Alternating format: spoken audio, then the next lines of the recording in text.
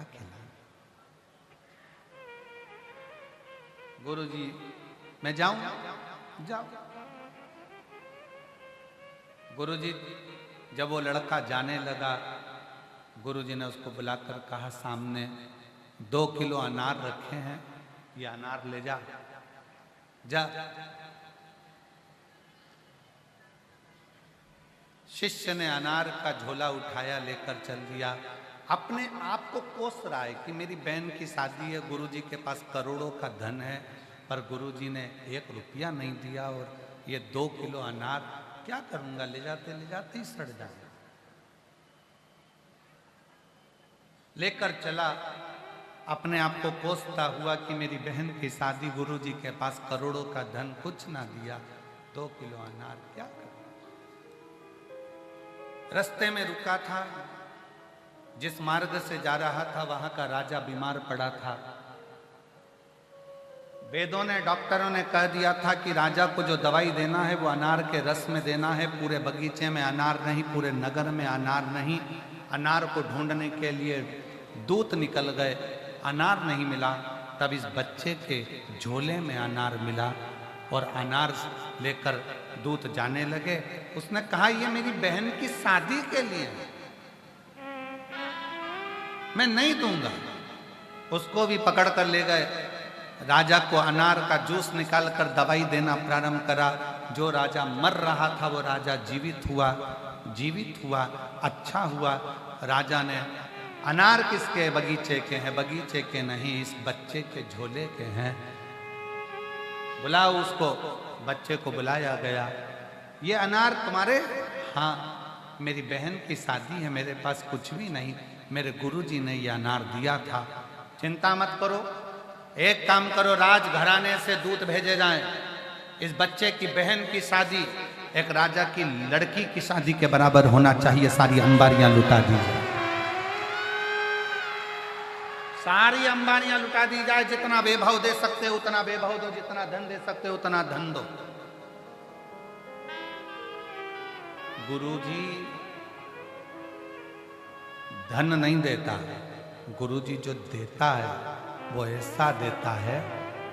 धन देगा तो 10 दिन चलेगा, पर गुरुजी ने वो अनार ऐसा दे दिया कि वो जिंदगी भर चल गया। और शादी अंबारियों से। धन की प्रीतता नहीं, मन की प्रीतता होनी चाहिए, मन की प्रीतता। एक पत्र है, देखिए,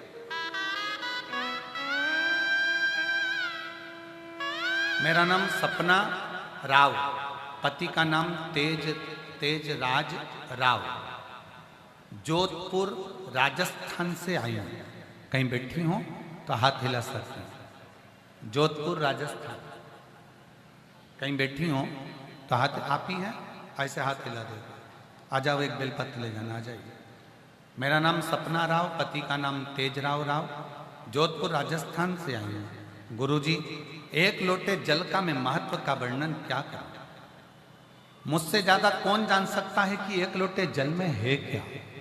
गुरुजी, 50 लाख का कर्जा था, बड़ी तकलीफ की जिंदगी चल रही थी, कुछ नहीं था लौटाने के लिए, कैसे देते?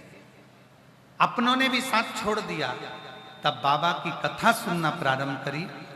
घर का जो मकान था ना गुरुजी, वो भी बिक चुका था। दुकान भी चली गई, मकान भी चले गया, जमीन भी चली गई, फिर भी 50 लाख का कर्जा रह गया। अब करूं क्या?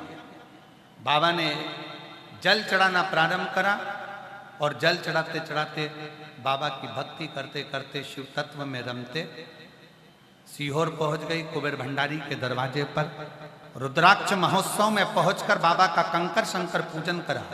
पूरी रुद्राक्ष महोत्सव की कथा सुनी। बाबा का एक कंकर उठाकर ले आई। आज मेरे बाबा ने मेरा 50 लाख का कर्जा भी चुका दिया, मकान भी दिला दिया, और जमीन भी दिला दी। मैं बाबा को यहाँ प्रणाम करने के लिए आई हूँ। मेरा नाम सपना राव, पति का नाम तेजराज राव, जोधपुर राजस्थान से।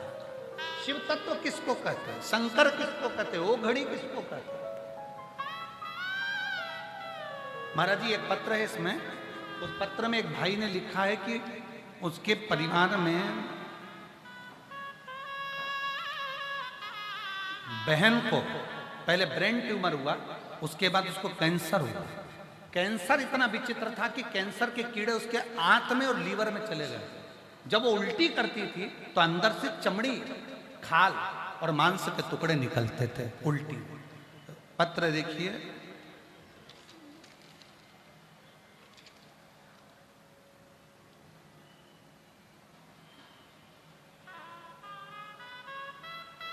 किसका पत्र है? नाम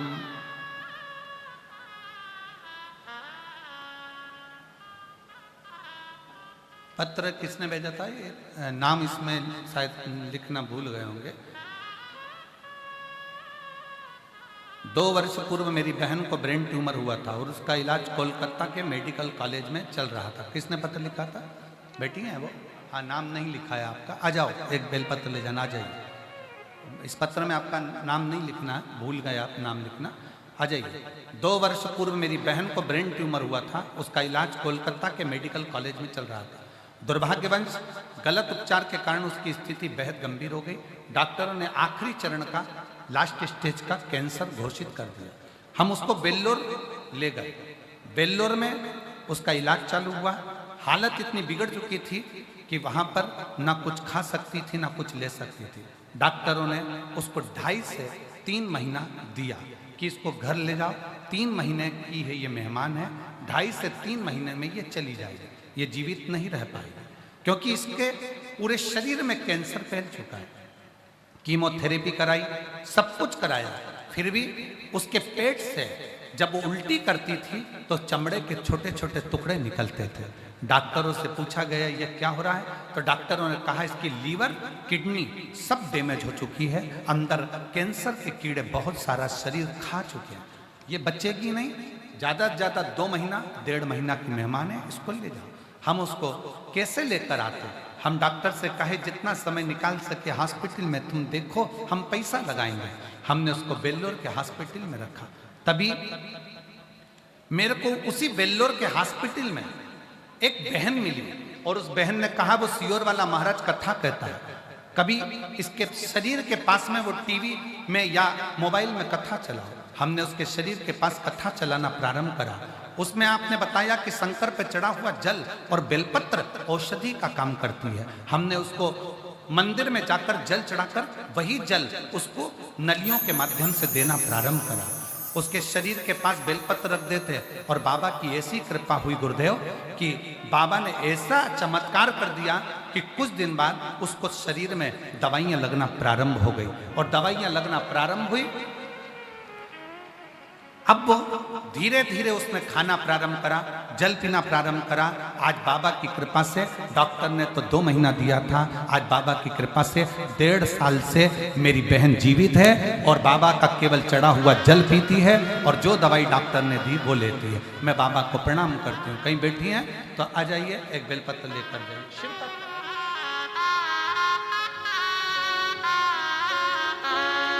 शंकर शंकर है, ओगड़दानी ओगड़, वो शिव।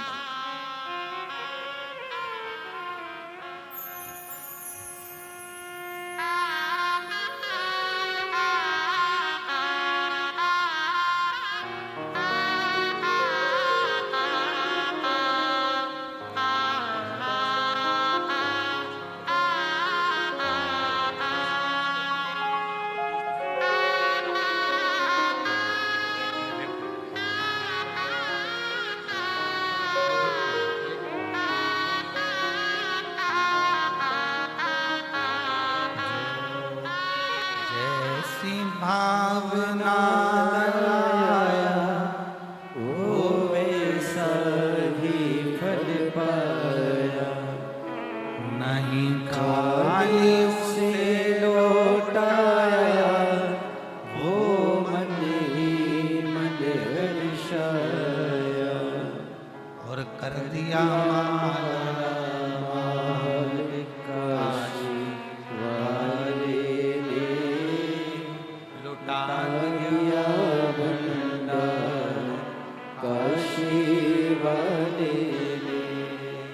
जो जैसी भावना लाया, वो ऐसा ही फल पाया। आप जिस भावना से जैसे बैठे हो, जिस भावना से कथा सुन रहे हो, हम फिर निवेदन करेंगे, कितना भी दुख हो, कितना भी टेंशन हो, शिव महापुराण में तुम्हारे चेहरे की स्माइल कम नहीं होना चाहिए।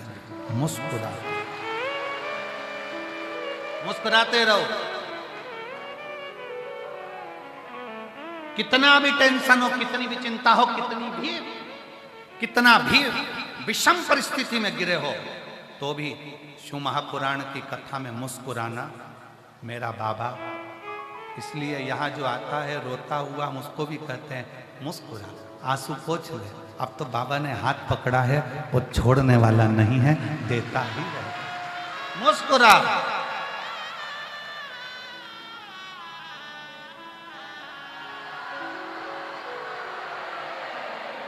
चित्त हृदय आनंदित होकर जब शिव तत्व अपने भीतर आता है, तो हमारे भीतर का काम, लोभ, तृष्णा, वासना, अहंकार सब जाता है, सब।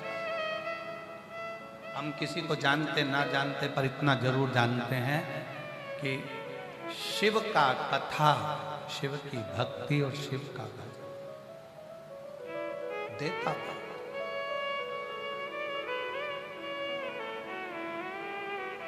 उस असुर को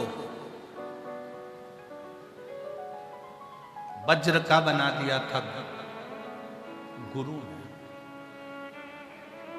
गुरु ने वज्र का बना दिया। पर आज के जमाने में शिष्य और गुरु दोनों ऐसे नहीं रहे।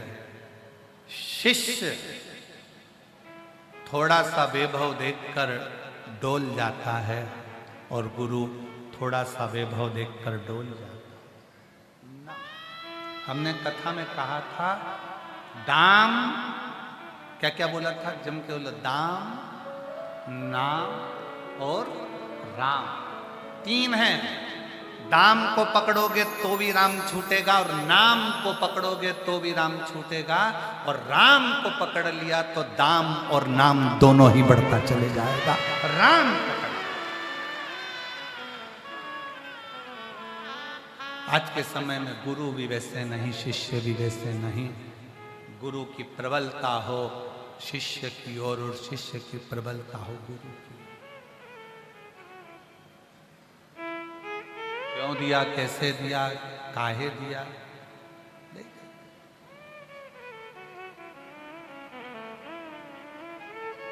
शुक्राचार्य जी ने श्री दामा को वज्र का बना दिया, वज्र, और कहा तुम असुरों के राजा हो, उत्पात मचाओ, आतंक मचाओ।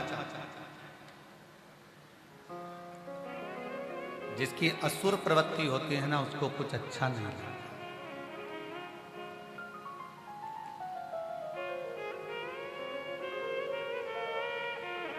असुर प्रवृत्ति को, असुर प्रवृत्ति वाले को कुछ अच्छा नहीं लगता।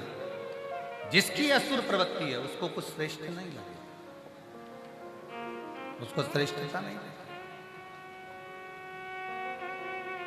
भजन क्यों हो रहा है, कथा क्यों हो रही है, इतना विशाल पंडाल क्यों लगा है, 5-5 पंडाल भरे पड़े हुए हैं, क्यों पड़े हुए हैं? जब कुंभ 12 तारीख तक लोग अपने अपने घर को जाने लगे, तो फिर ये इतना भीड़, इतना भड़का, रोड पूरे भरे पड़े हुए हैं, क्यों, किस लिए? और पूरे प्रयाग के कुंभ में घूम कर आओ, आपको अभी की स्थिति में कहीं भीड़ नहीं दिखेगी। जो भीड़ तुमको ये यहीं पर नजर आएगी और आसपास के क्षेत्र में नहीं, पूरे कुंभ।